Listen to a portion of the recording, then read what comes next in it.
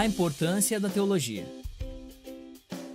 A principal fonte para a boa teologia é a Bíblia. De fato, ela é fonte primária para todas as três disciplinas teológicas: teologia bíblica, teologia histórica e teologia sistemática.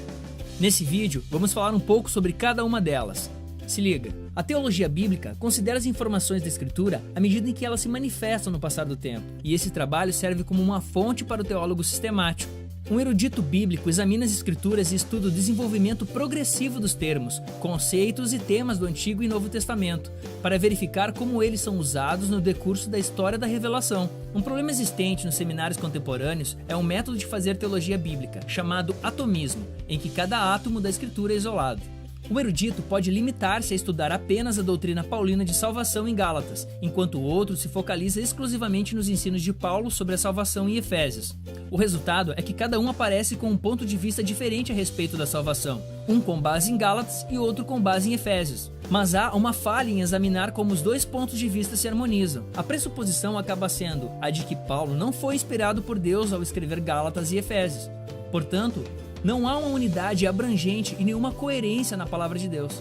Em anos recentes, tem sido comum ouvirmos teólogos afirmarem que achamos não somente diferenças na teologia entre Paulo anterior e o Paulo posterior, mas também tantas teologias na Bíblia quanto existem seus autores e que elas não se harmonizam. Esse é um ponto de vista negativo sobre a coerência da Escritura e se torna perigoso quando alguém se focaliza apenas em uma parte restrita da Bíblia, sem, ao mesmo tempo, considerar toda a estrutura da revelação bíblica.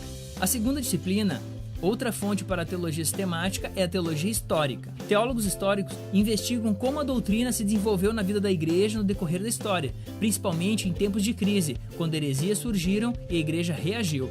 Teólogos contemporâneos ficam frustrados quando as supostas novas controvérsias surgem em igrejas e seminários, porque a igreja já experimentou cada uma dessas aparentemente novas disputas, repetidas vezes no passado. De acordo com a história, a igreja se reuniu em concílios para resolver questões disputadas, como no concílio de Nicéia, em 325, e no concílio de Calcedônia, em 451.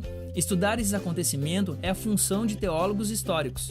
A terceira disciplina é a teologia sistemática. O trabalho dos teólogos sistemáticos consiste em examinar a fonte das informações bíblicas, as fontes dos desenvolvimentos históricos que surgiram por meio de controvérsias e concílios eclesiásticos, seus credos e confissões subsequentes, bem como o discernimento dos grandes pensadores com os quais a igreja foi abençoada no passar dos séculos. O Novo Testamento nos diz que, em sua graça, Deus concedeu mestres à igreja, Efésios 4, do 11 ao 12. Nem todos são mestres tão perspicazes como Agostinho, Martim Lutero, João Calvino, Jonathan Edwards. Esses homens não têm autoridade apostólica, mas a pura magnitude da sua pesquisa e a profundidade de seu entendimento beneficia a igreja em toda a época. Os teólogos sistemáticos não estudam somente a Bíblia, os credos e as confissões da igreja, mas também o discernimento dos principais mestres, que Deus outorgou no decorrer da história.